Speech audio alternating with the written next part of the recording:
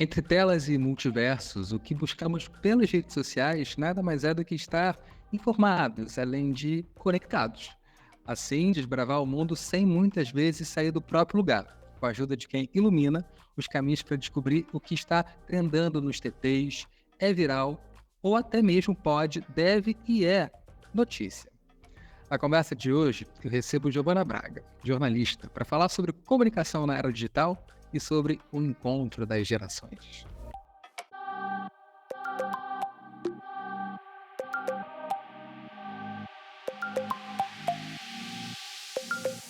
Jornalista, redatora, repórter, podcaster. Muitas coisas, né? Dentre essas muitas caixinhas, qual é que você mais se encaixa? Ou é a melhor das ideias, assim, precisa encaixar?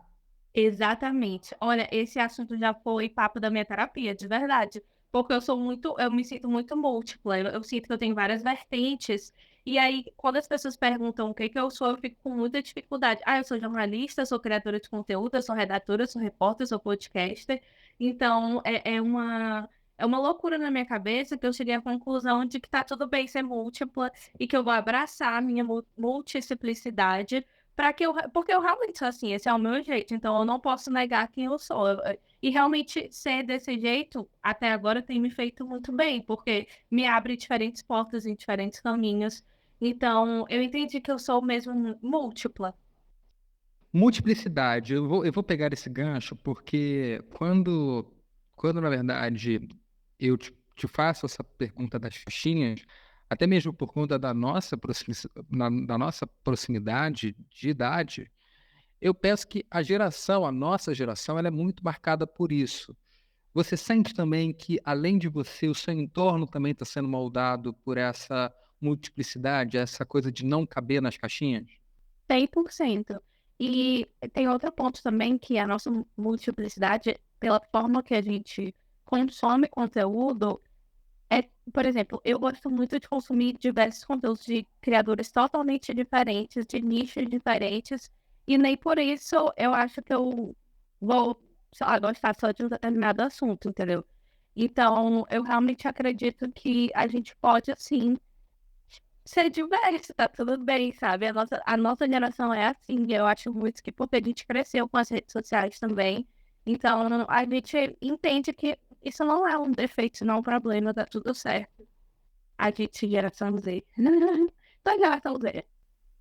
Eu acho que não. O Nathan que é um... 98. Pô, é geração Z, pô. Tá vendo? É porque A a gente. geração Z, ó, é mais ou menos ali, é 97, 98. É porque tu é o termo que chamam de Zillennial, que é o final do Millennial com o início da geração Z. Então, presta atenção, o milênio vai até mais ou menos 95, 96. É o, é o último ano, assim, do milênio, eu ainda tô puxando muito. E a geração Z começa ali em 97 e vai até mais ou menos 2000, 2003, por aí. Então, quem nasce nesse período entre 95 e 98, a gente chama de Zillennial, porque é o final do milênio com o início da geração Z. Então, a gente é uma mistura. Por quê? Porque a gente cresceu com a internet, mas a gente também sabe, tipo, a gente cresceu na internet, mas de uma forma muito ainda no início. Então, a gente sabe o que é uma vida também offline. Pelo menos na época do colégio, algumas pessoas até já tinham celular, mas não era uma coisa que dominava. As redes sociais nessa época ainda não dominavam o espaço. Então, a gente cresceu literalmente junto com o crescimento da internet. Por isso que nós somos as Zelinhas. Eu e tu, no caso. Olha, olha aí. Não, eu não sei nem se eu sou Zillennial, porque é, essa coisa, né, de ter trabalhado com muita gente, eu acho que por osmose, eu acho que eu acabei ficando com um pé, um dedo, em cada geração, assim, porque assim, já trabalhei com gente quase 70, já trabalhei com gente com 17, já trabalhei com gente com 30, a gente vai Tem um pouco pegando, disso também. tem um pouco disso também. E já que a gente está falando de geração, já que eu falei de geração, queria fazer essa pontuação, né? Você é uma expoente da nossa geração. E é interessante pensar que a forma como cria e se comunica é diferente, do que está nas redes para essa geração que a gente faz parte. Então eu te pergunto, quero te fazer a seguinte colocação: é sobre quem fala ou sobre o que é? É sobre o que é, com certeza. Só, quem fala é o intermédio, eu me coloco como um intermédio de uma notícia, de uma informação. Então, assim, não é sobre mim. É óbvio que eu estando lá como pessoa física e não através de uma grande mídia, isso aí muda tudo, porque sou eu, sabe? Então, de certa forma, é um pouco pessoal. Eu tenho muita dificuldade em alguns momentos, até eu mesmo comigo mesmo, de separar o profissional do pessoal, porque sou eu falando, é o meu rosto ali, sou eu que estou, fui eu que pensei na forma que eu ia abordar essa notícia, fui eu que detalhei, fui eu que pesquisei, fui eu que roteirizei, fui eu que fiz tudo. Então, assim, tem muito de mim ali, obviamente, mas é muito mais sobre o que é do que sobre quem tá falando. De pensar, né, sobre o que é, sobre quem está falando, de que forma ser uma mulher maranhense jogou contra ou a favor na tua trajetória pessoal e também na profissional? Nossa, jogou muito contra já, ainda joga bastante contra, Ainda mas joga. eu luto, assim, diariamente contra isso. Muito pelo meu sotaque, que é muito carregado, e também pela distância geográfica. Apesar de que hoje em dia, pela facilidade da internet, eu trabalho com internet. Basicamente, o meu cenário, a galera que está estudando, a gente não tá vendo, mas tu que tá vendo, o meu cenário é esse aqui, basicamente todos os dias eu estou aqui. E eu consigo dialogar diretamente com muita gente. Então, isso de fato é um ponto positivo da internet. Mas a distância geográfica de não estar no eixo Rio-São Paulo, tanto para eventos, quanto para networking, para essas coisas que, querendo ou não, acontecem muito mais para ir do que para cá, faz falta. Por exemplo, o evento que eu fui, que eu te encontrei. Eu fui para São Paulo para esse evento, então é uma coisa muito pontual, sabe? Na verdade, eu ia ter 3 eventos em um mês lá. Eu falei, bom, eu acho que é justo eu ir para lá agora. Mas aí não dá para ficar indo todo mês também, então atrapalha ainda. E não só a distância geográfica, como o sotaque também, que chega antes. O sotaque e a aparência chegam sempre antes, então. Eu até vivi isso agora, não sei se tu acompanhou. Eu fiz um vídeo sobre o que está acontecendo em Maceió, que inclusive é uma tragédia. A tragédia não, porque tem responsáveis, né? Mas é muito triste o que está acontecendo lá. E aí fez um vídeo, e aí tipo, deu uma viralizada no TikTok, mas o meu sotaque e a minha aparência chegaram antes, então tem muito isso. Interessante a gente falar sobre isso, pensar sobre isso, porque as nossas trajetórias elas se cruzam num ambiente, né, como a PUC, por exemplo, em que denota para muitas trajetórias, para muitas vidas, para muitas pessoas, o que pode ser ou não oportunidade, né? E, e repetindo, né, você, mulher maranhense, a aparência, o sotaque impactaram até mesmo nessa condição, né, nessa escala de ter ou não mais acesso, né. Não é só não tem tantas facilidades, apesar de passar por alguns lugares de privilégio. Ah, certeza. Eu sou uma mulher super privilegiada, assim, eu sou uma menina, eu sou branca, eu tenho muitas camadas de privilégio, isso aí com certeza, não tenho a menor dúvida. Mas é exatamente por isso, como eu sempre fui uma pessoa considerada privilegiada, assim, quando eu cheguei na PUC-Rio e eu percebi que, caramba, eu mesmo com tantos privilégios, sendo a pessoa que eu sou, tipo, branca, entendeu? Que na minha cabeça eu sei lá, isso não seria nenhum problema. Quando sempre o assunto era meu sotaque, eu entendia que eu tinha que ser. Ixi, desculpa. Eu entendia que eu tinha que ser.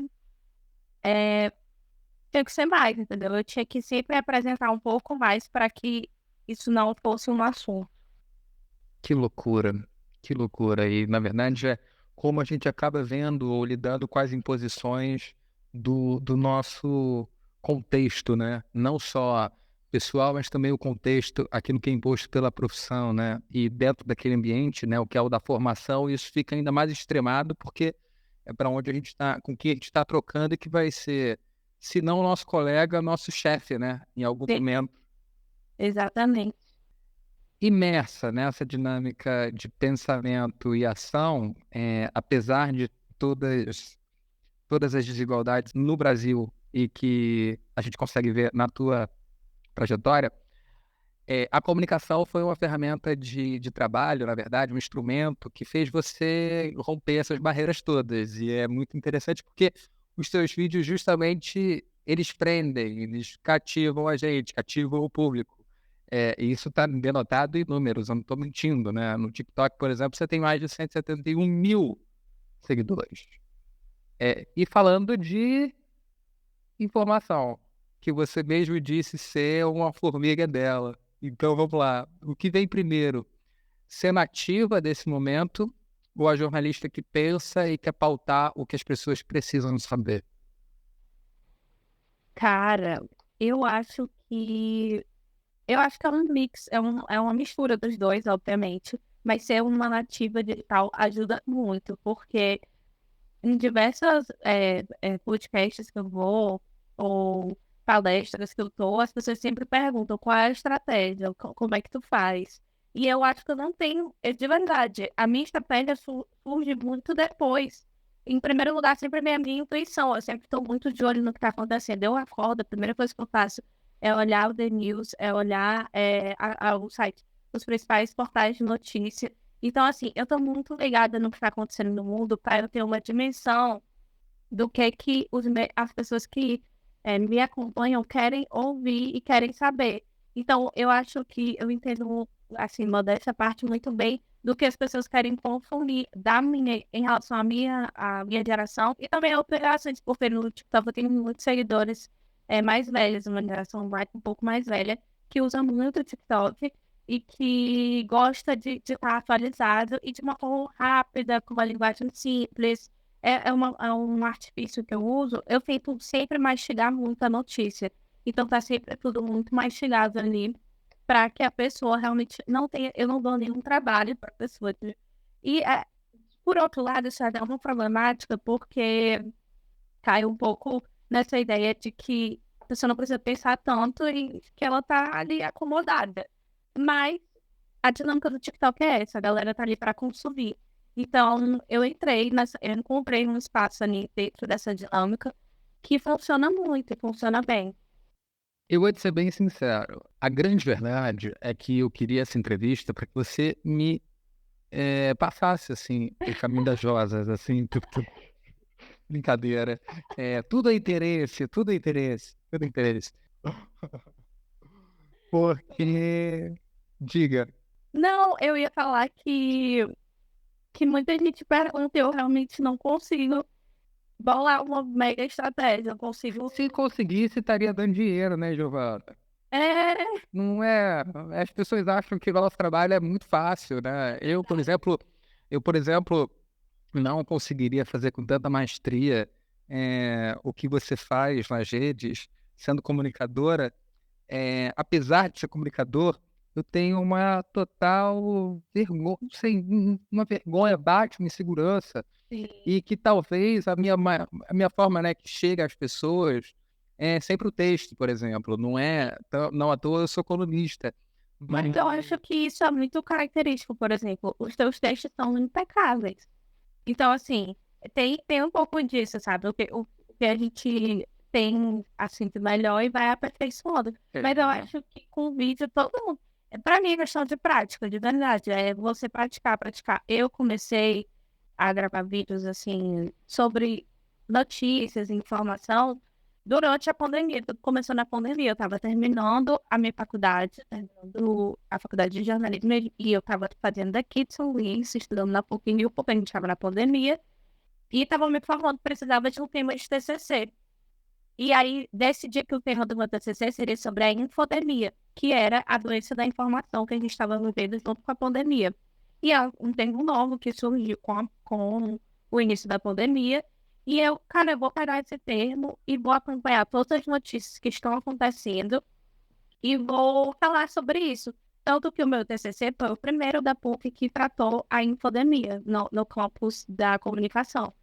Então, eu acompanhava diariamente, e assim, para mim era muito pesado estar acompanhando, tanto pela questão pessoal, porque eu tive perdas muito fortes na pandemia, tanto pela questão profissional também, porque era aquele negócio, não dava para separar o pessoal do profissional. Eu estava ali lendo as piores notícias e tendo que fazer um TCC sobre isso.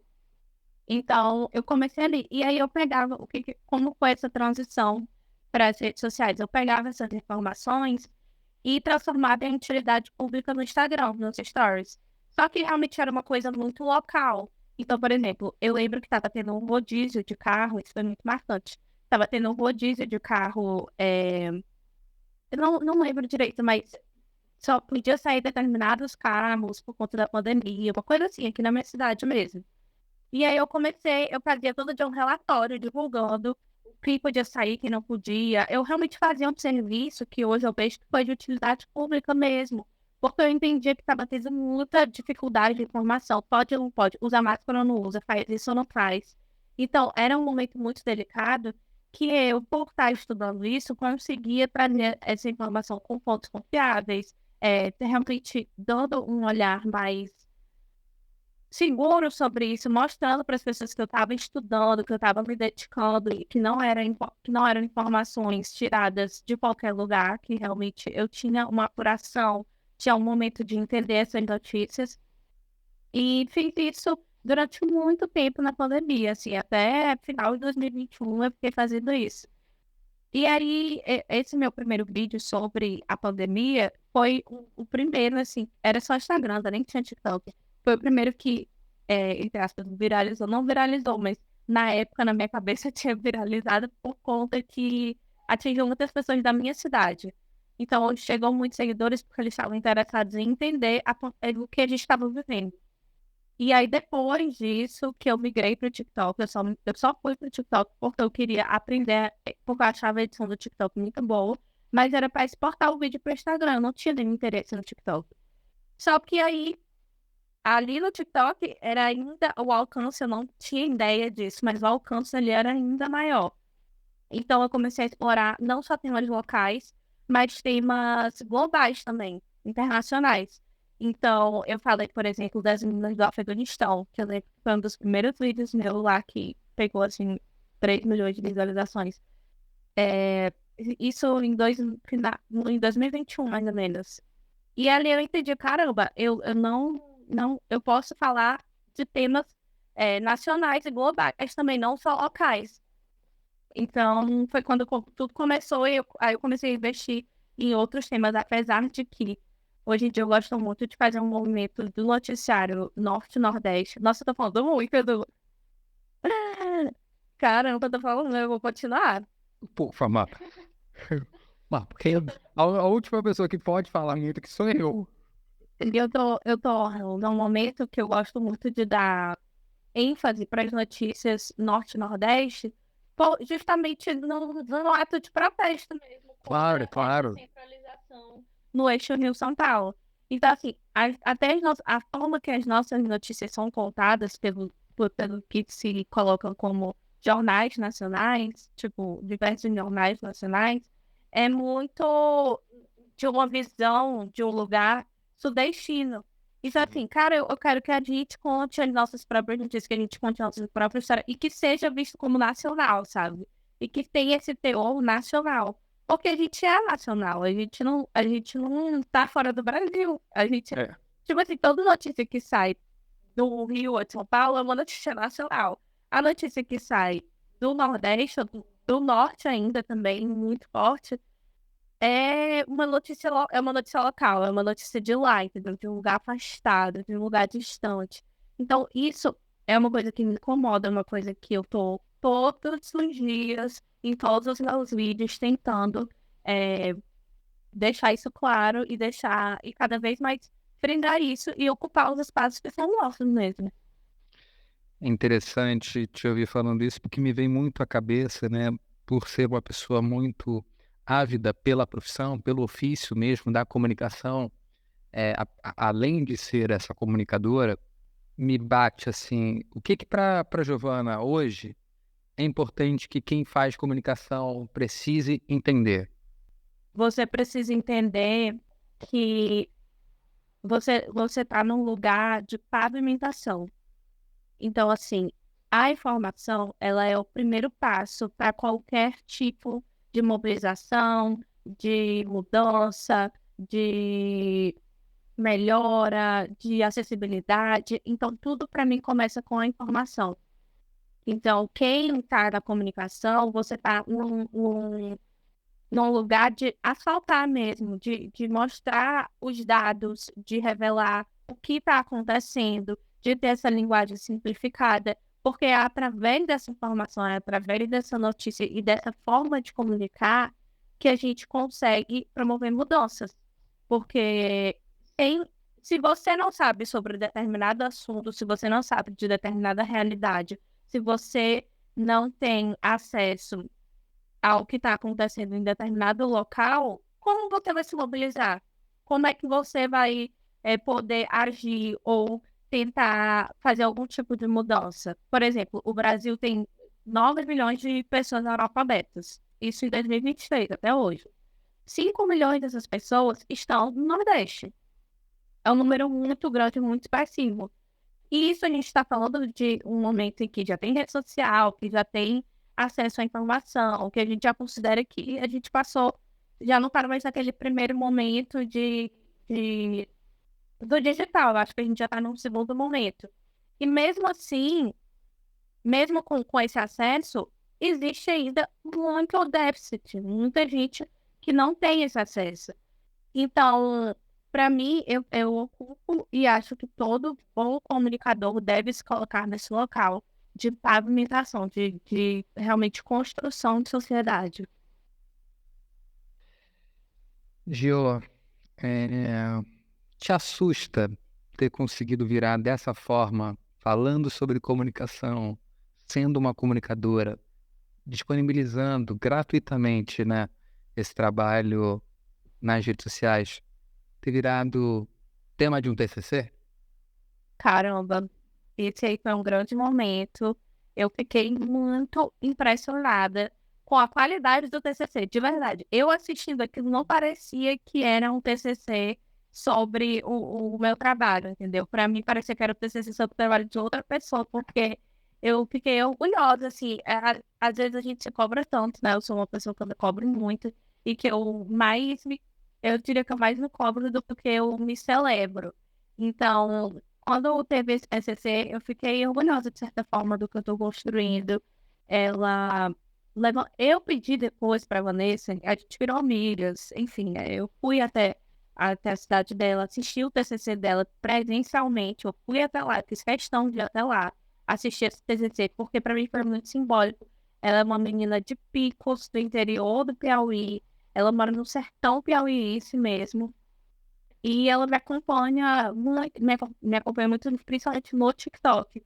E, enfim, ela gostava muito da forma como eu abordava os assuntos. Eu já conhecia ela há um tempo, porque tem muitos seguidores, assim, que eu conheço virtualmente, que a gente conversa, que a gente troca, e que, enfim, tem muita conexão. E ela foi uma dessas pessoas que eu falei, cara, eu vou gostar muito de estar lá presencialmente, de estar vivendo esse momento com ela. E eu fui de surpresa para ela, não sabia de nada. Foi em parceria com a Universidade Estadual do Piauí. E ela levantou muitos dados, assim, interessantíssimos, que eu pedi para ela depois. Eu pedi, me manda tua apresentação, porque eu preciso desses dados para eu mesma entender o que isso quer dizer. Ela falou sobre os meus vídeos, aí tinha comentários, como é que funcionava. Enfim, ela fez um estudo todo aprofundado, que ficou muito interessante. Eu realmente achei brilhante o que ela fez. Foi um trabalho bem específico, assim, e que para mim foi uma ótima surpresa. Nem tem palavras para esse momento, foi excelente mesmo. Ai, como é bom poder te ouvir, refletir um pouco sobre o que a gente faz e também, né, refletir sobre a nossa geração, de certa maneira. Como eu disse, né, realidades tão diferentes. Eu, uma figura que nasci e cresci numa favela da Zona Sul do Rio de Janeiro. Não é a mesma situação. A realidade pode ser semelhante, mas ela não é verdadeiramente idêntica às demais favelas que existem no Rio de Janeiro. E também que existem no Brasil, em todo o Brasil, de certa maneira. Conversar com uma comunicadora vinda para cá, para o Sudeste direto do Maranhão, que está no Maranhão nesse momento. Sim. Então, para fechar esse nosso papo, eu queria tentar meio que uma futurologia, assim. Para onde Giovana Braga quer olhar? Já existe aí um horizonte, um novo horizonte a ser desbravado? Ai, meu Deus, eu quero olhar para o Brasil, porque eu entendo que se eu entender cada vez mais do Brasil e da nossa realidade, eu vou conseguir passar isso para as pessoas. E eu acho que hoje em dia a internet tem tanta coisa, tanta notícia, tanta informação, tanta besteira também. Enfim, é um mundo tão diverso e múltiplo que eu amo, mas que eu sei também que tem muitas problemáticas, que para mim olhar para o Brasil e conquistar cada vez mais nesse lugar enquanto, entre aspas, uma mídia independente, porque eu, eu posso me aliar às mídias, mas eu sei que eu tenho o meu caminho paralelo, assim, separado disso, porque para mim faz muito sentido estar no lugar que eu tô. Como eu disse no início, é intuitivo e é muito específico. Então, eu gosto muito. Um conselho para a galera de comunicação também, que eu sempre gosto de dar, seja específico, seja muito específico.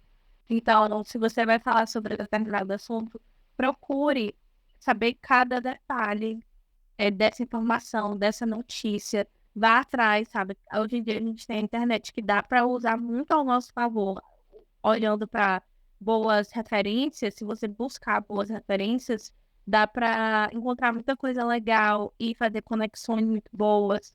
Então, ser específica me ajuda muito. Eu sou muito específica com o que eu quero falar, com quem eu quero falar.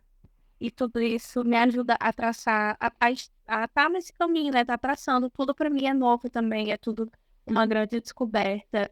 Todo dia eu aprendo um pouco mais, tanto com os feedbacks dos vídeos, quanto com pessoas que chegam até mim através do Instagram, através do TikTok, através do LinkedIn, através de e-mail. Então, eu estou sempre impressionada nos lugares que eu estou chegando. Já dei palestra na Universidade de Alagoas, já falei na SPM em São Paulo. Então, assim, são diversos sinais que a gente vai tendo, que a gente vai percebendo que está no caminho certo e que caminhos são únicos, né? Cada um vai construindo o seu, de acordo com a sua bagagem, de acordo com as suas limitações.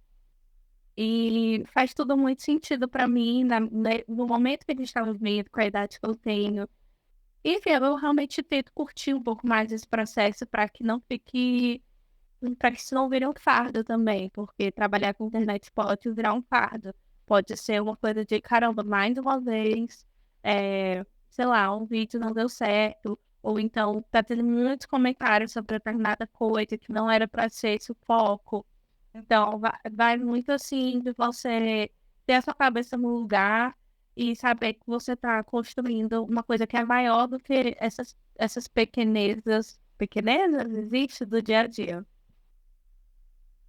Ai, é bom poder te ouvir e eu fico muito agradecido, agraciado de poder compartilhar o mesmo tempo e espaço, profissão com alguém que me joga tanto para frente como você. Eu Jura, digo mesmo, muitíssimo, mas muito olha, obrigado.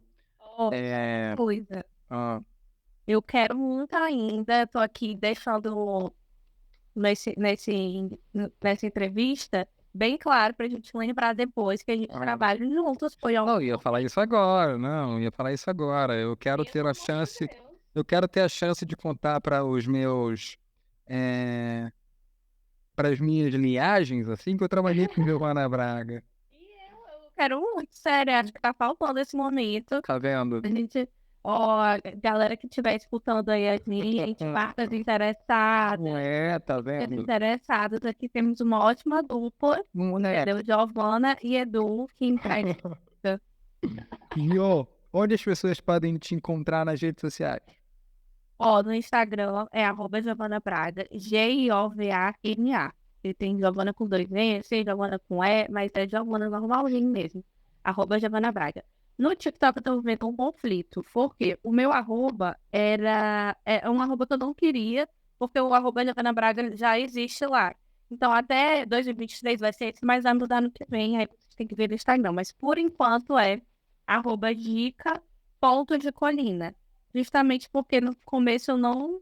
Ainda não era meu trabalho, eu só postava aleatoriedades. Mas são esses dois principais arrobas. Ah, e eu tenho... Meu Deus! Esqueci!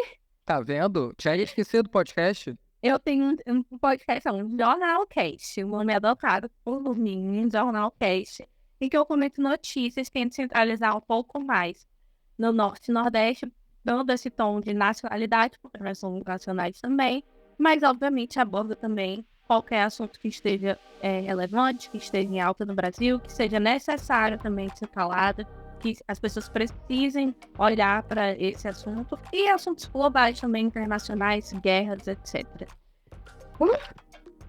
Muita coisa. Não deixe de seguir, ouvir e acompanhar essa mulher mais que nacional. Até a próxima.